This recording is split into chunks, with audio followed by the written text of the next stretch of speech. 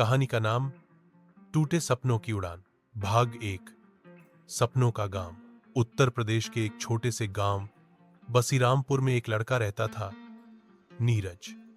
उसका परिवार बेहद साधारण था। पिता खेतों में मजदूरी करते थे और मां घरों में रोटियां बनाती थी। लेकिन नीरज के सपने असाधारण थे। वो आसमान में उड़ना चाहता था, पायलट बनना चाहता था।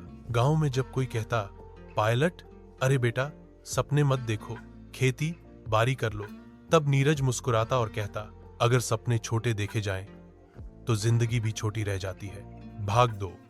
संघर्ष की शुरुआत। नीरज पढ़ाई में तेज था, लेकिन 10वीं पास करने के बाद पैसे की कमी आ गई।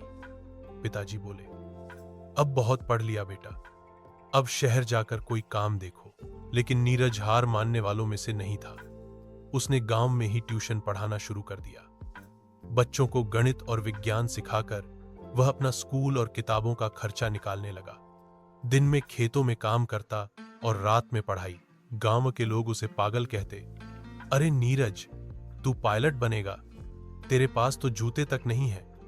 लेकिन नीरज ने ठान लिया था। भाग 3। पहला बड़ा मौका। एक दिन गांव के स्कूल में एक एयरफोर्स रिक्रूटमेंट ड्राइव की खबर आई। नीरज ने फॉर्म भरा और दिन रात मेहनत शुरू कर दी।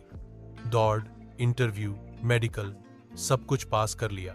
लेकिन फाइनल लिस्ट में उसका नाम नहीं आया। वो टूटा, बहुत रोया। मां ने सिर सहलाते हुए कहा, बेटा रास्ते मुश्किल होंगे, लेकिन तुझे खुद पर भरोसा रखना होगा। नीरज ने हार नहीं मानी। भाग 4। दूसरा संघर्ष। नीरज ने अब दिल्ली जाने का फैसला किया। रिश्तेदारों से उधार लिया, मां के कंगन गिरवी रखे और बस में बैठ गया। दिल्ली में उसने एक ढाबे में बर्तन धोने का काम पकड़ा। वहीं पास की लाइब्रेरी में पढ़ाई करता।